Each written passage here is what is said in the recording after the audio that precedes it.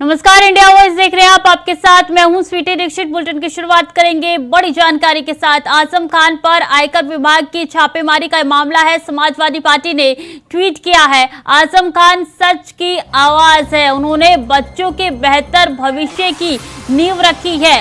शिक्षा के लिए उन्होंने विश्वविद्यालय बनाया है। फिरका परस्त ताकतों से आजम खान लड़ते रहे हैं। आजम आज एक साथ एकजुट होकर खड़े हैं। आज आजम खान के साथ भाजपा केंद्रीय एजेंसियों का दुरुपयोग बंद करे, तो समाजवादी पार्टी का ये ट्वीट सामने आया है। बता दें कि आजम खान के कई ठिकानों पर लगातार सुबह 7 बजे से छापेमारी हो रही है। आईटी विभाग के कई अधिकारी पहुंच चुके हैं और छापेमारी की प्रक्रिया जो है लगातार जारी है। कई ऐसे ठिकाने बताए जा रहे हैं जहां छापेमारी अभी भी हो रही है। गैजेट जो है जब्त कर लिए गए हैं। कागजों में खंगाला जा रहा है कि क्या लेन देन की प्रक्रिया है, क्या ब्यौरा है, सबको ढूंढ निकाला जा रहा है। और ऐसे में ये समाजवादी पार्टी की तरफ से ट्वीट किया गया है कि तानाशाहों के अहंकार का अंत अवश्य होता है। 2024 में जनता जवाब देगी, तो समाजवादी पार्टी की तरफ से ट्वीट करके निशाना साधा गया है। प्रियम पाठक ज्यादा जानकारी के साथ जुड़ चुके हैं। प्रियम, देखिए अब समाजवादी पार्टी का ट्वीट आ चुका है जिसका इंतजार सुबह से था। देखिए, जिस तरीके से आज आजम खान के आवास सहित अन्य जगहों पर कई जिलों में जो है वो आईटी की जो है वो छापेमारी, इनकम टैक्स की जो छापेमारी है वो देखने को मिली है। 6 जिलों में एक साथ ये छापेमारी जो है वो इनकम टैक्स की तरफ से की गई है। और इसके अलावा एमपी में भी कई जगह पर छापेमारी की बात जो है वो निकल के सामने आई है। और आजम खान के जो करीबी रहे हैं, उनके जो वकील हैं, उनके आवास पर भी आज जो है वो इनकम टैक्स की छापेमारी देखने को मिली है। जौहर यूनिवर्सिटी आज जो है वो इनकम टैक्स की छापेमारी देखने को मिली है। जौहर यूनिवर्सिटी से जुड़े हुए मामले को लेकर इनकम टैक्स जो है वो इस पूरे मामले में जो है वो जांच पड़ताल कर रहा है और उसी के चलते ये छापेमारी आज देखने को मिली है। और जो जानकारी उसके मुताबिक रामपुर में जब आईटी की टीम छापेमारी करने पहुंची तो उस वक्त आजम खान अपने आवास में ही मौजूद थे और वहां पर भी इनकम टैक्स की टीम ने जो है वो छापेमारी करी है। सभी दस्तावेजों को अपने कब्जे में लिया है और वहां पर हर एक चीज का गहन अध्ययन किया गया है। लेखा जोखा जो है उसको सब कुछ देखा गया है कि किस तरीके से लेखा जोखा रहा है और जो वित्तीय नियमितताओं की जो बात कही जा रही है उसको लेकर ये जांच जो है वो चल रही है। हालांकि जैसे ही आज ये इनकम टैक्स की जो छापेमारी है वो देखने को मिली तो उसके बाद पूरा विपक्ष एक साथ एकजुट होता हुआ नजर आया है। कांग्रेस जो है उसने भी साफ तौर पर बीजेपी पर हमला बोला और उसने कहा कि जब ये चुनाव हारने लगते हैं तो उसके बाद ये छापेमार मशीनरी का जो है वो प्रयोग करते हैं और इसके जरिए डराने धमकाने का प्रयास जो है वो किया जाता है। इसी तरीके से समाजवादी पार्टी की तरफ से बात करें तो ट्वीट भी बाकायदा किया गया है कि आजम खान की तरफ से कोई भी गलत कार्य जो है वो नहीं किए गए हैं। ईमानदार छवि के नेता रहे हैं। बच्चों के बेहतरीन भविष्य के लिए उन्होंने इस यूनिवर्सिटी की शुरुआत करी थी जो कि बीजेपी को हजम नहीं हुआ है और इसीलिए वो इस तरह की कार्रवाई करती है। और घोसी में जिस तरीके से चुनाव बीजेपी के पक्ष में नहीं आए हैं, बीजेपी को हार का सामना करना पड़ा है, उसके बाद ये बीजेपी जो है वो इस तरीके की एजेंसियों का दुरुपयोग कर रही है और कहीं ना कहीं ये इसका राजनीतिक फायदा लेने का जो प्रयास है वो बीजेपी की तरफ से किया जा रहा है। वहीं इन सब जवाबों के आरोप में, इन सब आरोपों के खिलाफ जवाब जो है वो बीजेपी का कहना है कि ये स्वतंत्र एजेंसियां हैं और वो अपना स्वतंत्रता के साथ में कार्य कर रही है। जहां पर भी वित्तीय नियमितताओं की बात आई है उसको लेकर जांच की जा रही है। और प्रियम, ये जानकारी दीजिए कि नसीर खां के यहाँ भी छापेमारी लगातार चल रही है और कहा यह जा रहा है कि पूर्व सहकारी अध्यक्ष बैंक के उनके घर भी छापेमारी चल रही है।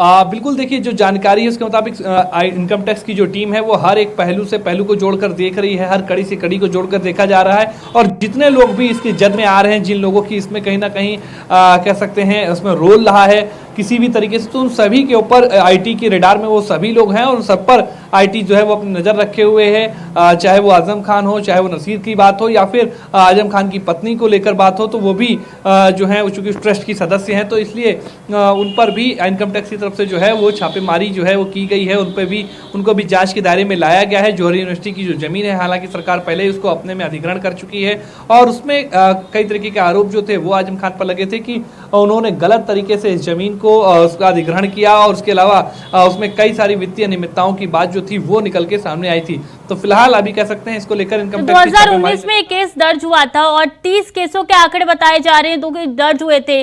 आखिर 2023 में ये छापेमारी क्यों, ये प्रश्न लगातार उठाया जा रहा है विपक्ष की तरफ से।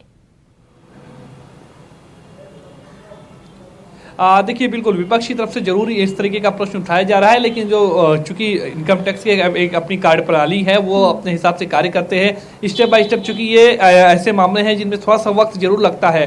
हालांकि जब केस दर्ज हुआ था 2019 में, उसके बाद से लगातार सभी पहलुओं पर नजर जो है वो रखी गई है और इससे पहले भी कई बार कार्रवाइयां जो है वो देखने को मिली हैं। लेकिन इस वक्त जो कार्रवाई हो रही है वो जरूर कहीं ना कहीं विपक्ष को इस बात का बोलने का मौका दे रही है कि बीजेपी अपनी घोषी की हार का कहीं ना कहीं बदला लेते हुए दूसरे तरीके से नजर आ रही है और उसी से परेशान होकर उसी से बौखलाहट का ये नतीजा है कि इस तरीके की छापेमारियां करके जो है नेताओं को दबाने का प्रयास किया जा रहा है। तो 7 बजे से ये छापेमारी चल रही है प्रियम, अभी 4 से 5 घंटे बीत चुके हैं, कोई जानकारी आई है क्या, कुछ हाथ लगा है आईटी विभाग के अधिकारियों के? देखिए, इस बात को लेकर आईटी विभाग की तरफ से कोई जानकारी जो है वो साझा फिलहाल अभी नहीं करी गई है। चूंकि आईटी के इस तरीके के जितने भी कह सकते हैं जो छापेमारी होती है वो हमेशा गोपनीय रखी जाती है, उनमें दस्तावेजों को वो सार्वजनिक तौर पर नहीं करते हैं। तो फिलहाल अभी कह सकते हैं ऐसा कुछ नहीं, लेकिन ये माना जा रहा है कि कई अहम चीज़ें जो हैं वो आईटी विभाग को हाथ में लगी हैं, उनको लेकर तफ्तीश की जाएगी और उन सभी चीज़ों का विश्लेषण किया जाएगा, उसमें देखा जाएगा, अध्ययन करेगी आईटी उसका, और उसके बाद उसमें अगर कुछ चीज़ें ऐसी निकल कर आती हैं तो उनके खिलाफ साफ तौर पर आजम खान की मुश्किलें बढ़ती हुई और भी नजर आएंगी और उनके खिलाफ कोई सख्त कार्रवाई भी जो है वो आईटी की तरफ से देखने को मिल सकती है। तो अंदर आईटी के विभारी जो अधिकारी है वो लगे हुए हैं और बाहर पैरामिलिट्री फोर्स भी तैनात कर दी गई है, सुरक्षा के यहाँ पे इंतजाम दिख रहे हैं प्रियम? बिल्कुल, देखिए, पुख्ता इंतजाम सुरक्षा व्यवस्था जो है वो की गई है। ऐसी जगह जहाँ पे सेंसिटिव एरिया थे, जहाँ पे दबिश दी गई, जहाँ पे छापेमारी की गई, तो वहाँ पे अतिरिक्त फोर्सेस का भी इस्तेमाल इनकम टैक्स की तरफ से किया गया है। अंदर जो है वो आयकर विभाग के अधिकारी पहुंचे, उन्होंने अंदर जो है अपनी वो कार्रवाई शुरू करी और बाहर कहीं से लॉ एंड ऑर्डर की सिचुएशन खराब ना हो या कहीं पर कोई इस तरह की घटना ना हो, तो उसको लेकर भी पुलिस फोर्स जो है वो अतिरिक्त वहाँ पर मौजूद रखी गई, उसको उपलब्ध रखा गया और उसके साथ साथ में ये छापेमारी जो है वो पूरी देखने को मिली है आज की। ठीक है, बने रहिए हमारे साथ, अगली खबरों में भी आपका रुख करेंगे। और इस बीच अहम जानकारी आ रही है, आजम खान पर आईटी की छापेमारी पर अखिलेश यादव ने ट्वीट किया है। अखिलेश यादव ने ट्वीट करके सरकार को घेरा है। सरकार जितनी कमजोर होगी विपक्ष पर छापे उतने बढ़ते जाएंगे। तो देखिए, विपक्षी पार्टी जिसका गठबंधन इंडिया अलायंस हुआ है, अब उनकी तरफ से लगातार प्रतिक्रिया निकलनी सामने आ रही है। समाजवादी पार्टी की तरफ से भी ट्वीट करके कई हमला किए गए हैं और अब देखिए अखिलेश यादव ने भी ट्वीट करके कहा है कि सरकार जितनी कमजोर होगी उतना विपक्ष पर छापा पड़ना तय है। तो विपक्ष पर छापे उतने बढ़ते जाएंगे, अखिलेश यादव ने साफ तौर पे ट्वीट करके कह दिया है। ये अखिलेश यादव ने ट्वीट किया है, चूंकि यहाँ पे आजम खान के कई ऐसे ठिकाने जहाँ पे छापेमारी सुबह 7 बजे से लगातार चल रही है, उसको लेकर अब तमाम दलों की प्रतिक्रिया निकलनी शुरू हो चुकी है। अखिलेश यादव ने भी ट्वीट करके कहा है कि विपक्ष पर छापे उतने पड़ेंगे जितनी सरकार कमजोर होगी। लगातार हमारे साथ प्रियम बने हुए हैं। प्रियम, ये अखिलेश यादव का भी ट्वीट निकल के सामने आ गया है।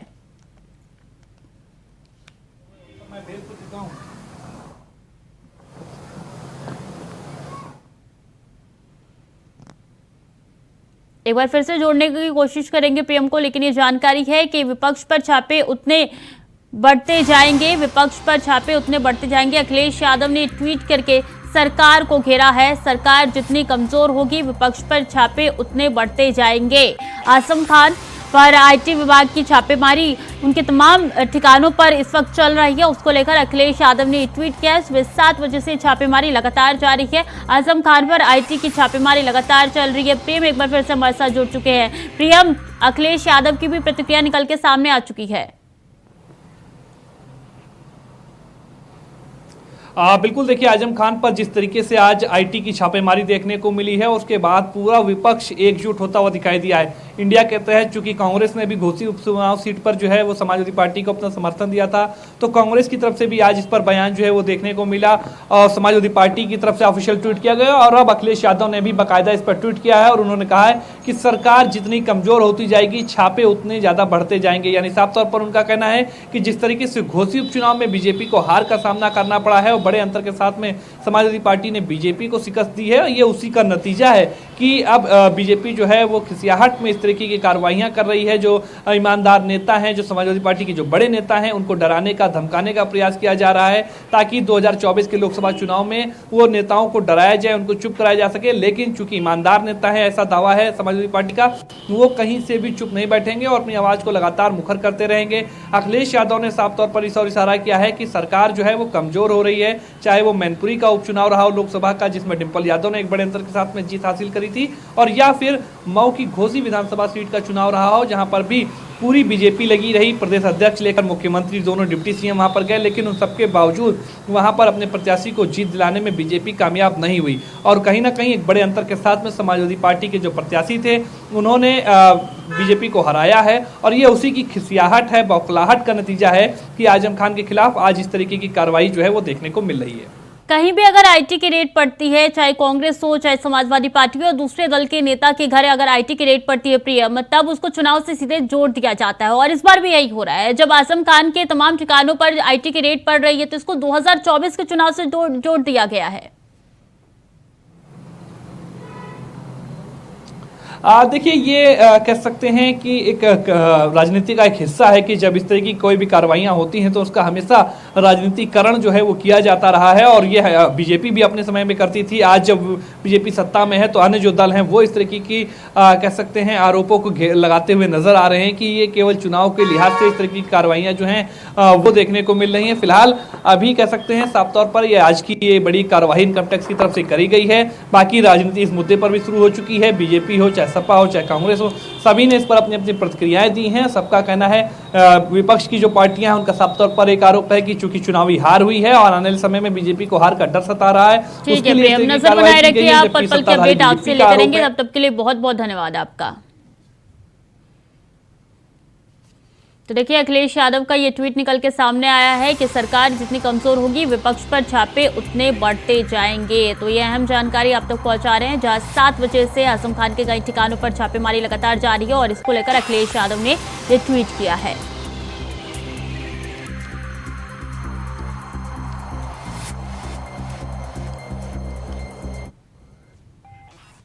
और वक्त हो चला है छोटे से ब्रेक का, जल्द लौट रहे हैं।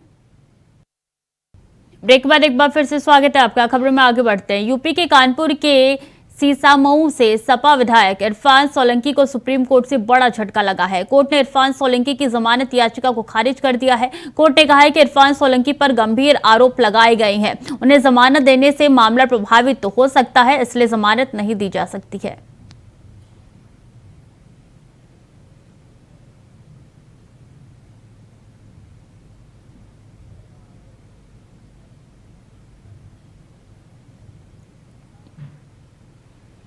और राष्ट्रपति गुजरात विधानसभा में बुधवार को राष्ट्रीय विधान एप्लीकेशन परियोजना का भी शुभारंभ किया। इस दौरान उन्होंने संबोधित किया। इस बीच बता दें कि बुधवार से गुजरात विधानसभा का 3 दिन का मानसून सत्र शुरू हुआ है। ये विधानसभा का पहला पेपरलेस सत्र होगा, जिससे कागज की बचत होगी। सार्वजनिक सेवा संबंधी अधिकार अधिनियम 2013, गुजरात जैविक कृषि विश्वविद्यालय अधिनियम 2017 जैसे कुछ उदाहरण है जो इस सदन की दूरगामी सोच को परिलक्षित करते हैं। इस एप्लीकेशन के जरिए इस सदन के सदस्य देश के सदन और अन्य विधानसभाओं और विधान परिषदों के बेस्ट प्रैक्टिसेस को देख सकते हैं, उन्हें अपना सकते हैं। जैसे कि वन नेशन वन एप्लीकेशन के लक्ष्य से प्रेरित ये कदम गुजरात विधानसभा के काम काज में और अधिक गति और पारदर्शिता लाएगा। साथ ही सदन की पूरी प्रक्रिया पेपरलेस होने के से पर्यावरण की सुरक्षा भी हो सकेगी।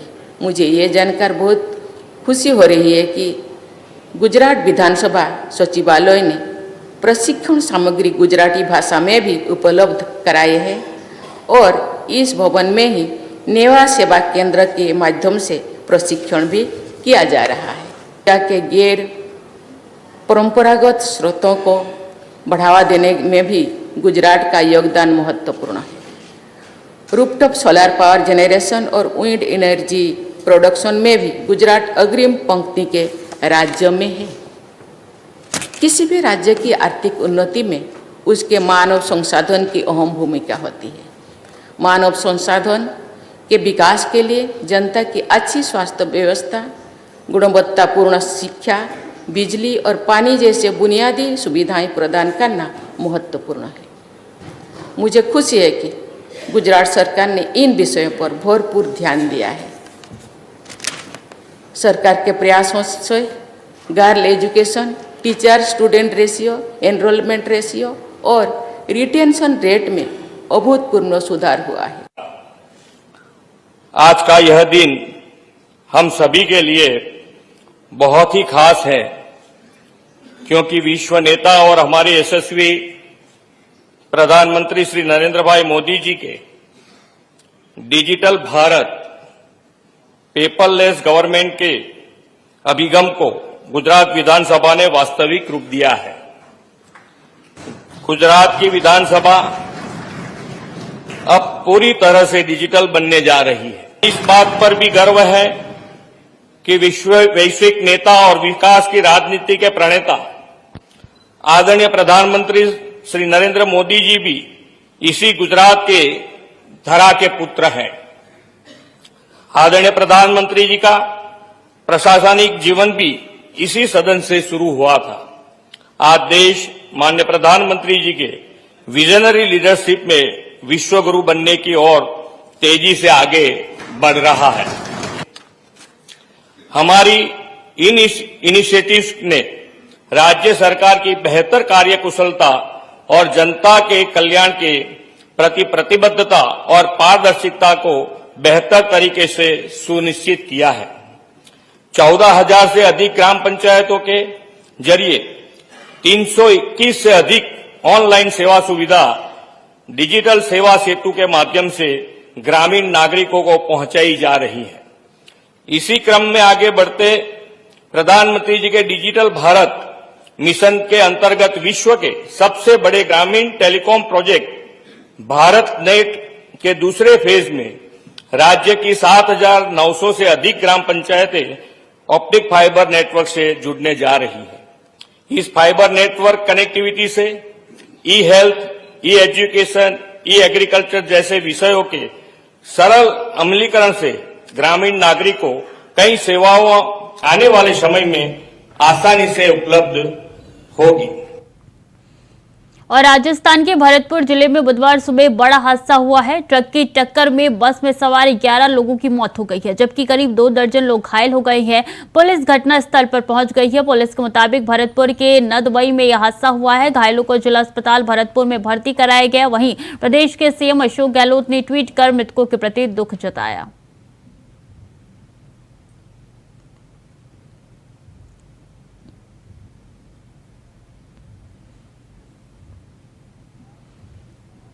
और राम जन्मभूमि के अवशेष 500 साल की पीड़ा बयां कर रहे हैं। एसआई टीम के उत्खनन के दौरान सन 2002 में इन्हें रामलला मंदिर के गर्भगृह के चारों ओर खुदाई के दौरान प्राप्त किया गया था। यही अवशेष विवादित स्थल पहले राम मंदिर था और इसके ऊपर अन्य धार्मिक ढांचा खड़ा कर दिया गया। इसे साबित करने वाले मजबूत आधार बने। इन्हें देखकर राम भक्तों को अपना आराध्य की जन्मभूमि को लेकर 500 साल तक झेली हुई त्रासदी बयां होती है।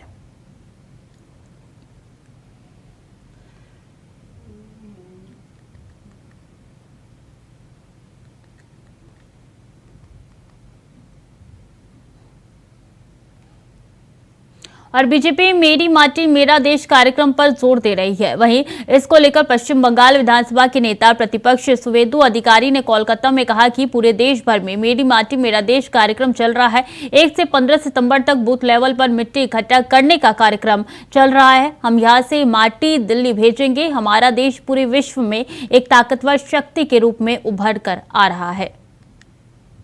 मेरा देश मेरा माटी जो कार्यक्रम पूरा देश भर चल रहा है, 1 से 15 सितंबर तक बूथ लेवल में, डिस्ट्रिक्ट लेवल में मिट्टी कलेक्शन का प्रोग्राम चल रहा है। बीजेपी कार्यकर्ता के नाते यहाँ स्वामी विवेकानंद जी का जो भूमि है, जहाँ उन्होंने भूमिष्ठ हुआ था, उस भूमि से मट्टी रामकृष्ण मिशन महाराज ने उन्होंने हम लोग का हाथ में दिया है। ये माटी को नमन करते हुए, स्वामी जी को वंदन करते हुए ये माटी हम लोग दिल्ली भेजेगा।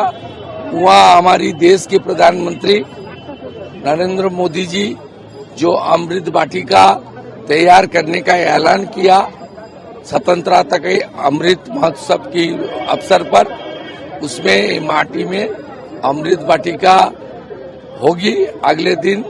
और हमारी देश पूरा विश्व में एक ताकतवर शक्ति के रूप में उभर कर आ रही है, आगे भी आएगा।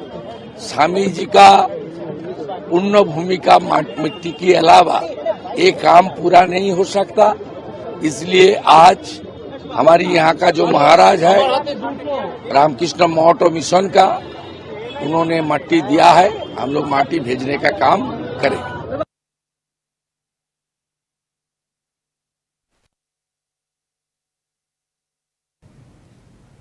और कोतवाली देहात और एसओजी की टीम को बड़ी सफलता मिली है। फर्जी आरटीओ बन ट्रक लूट कांड की घटना के आरोपी को पुलिस ने गिरफ्तार किया। दरअसल मुखबिर की सूचना पर पुलिस जब कार्रवाई करने पहुंची थी तभी आरोपियों ने फायरिंग शुरू कर दिया, जिसके जवाब में पुलिस ने भी फायरिंग की, जिसमें एक आरोपी के पैर में गोली लगी है, वहीं दूसरा आरोपी फरार हो गया है।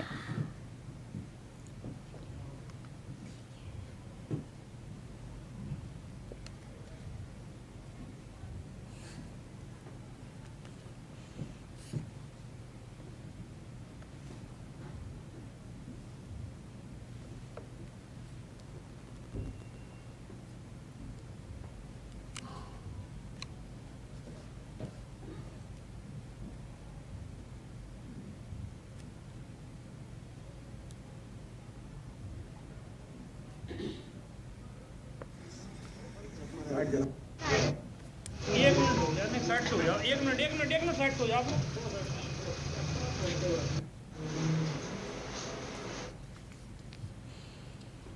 और मुरादाबाद अलीगढ़ नेशनल हाईवे पर दो बाइक की आमने सामने भयंकर टक्कर हो गई, जिसमें एक व्यक्ति की मौके पर ही मौत हो गई, वहीं 4 बाइक सवार गंभीर रूप से घायल हो गए। घटना की सूचना मिलते ही पुलिस मौके पर पहुंची और घायलों को इलाज के लिए जिला अस्पताल में भर्ती कराया गया। घटना बिलारी थाना क्षेत्र का बताया जा रहा है।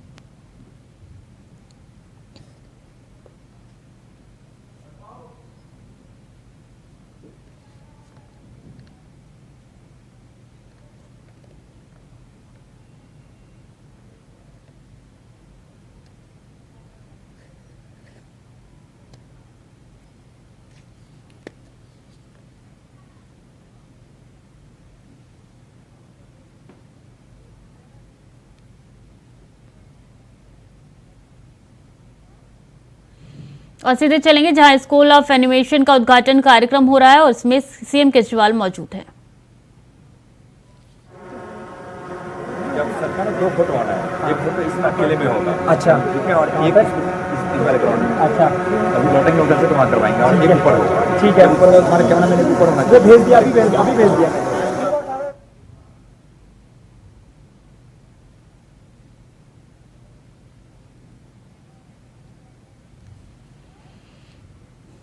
तो फिलहाल के लिए बुलेटिन में इतना ही। खबरें लगातार जारी, देखते रहिए इंडिया वॉइस।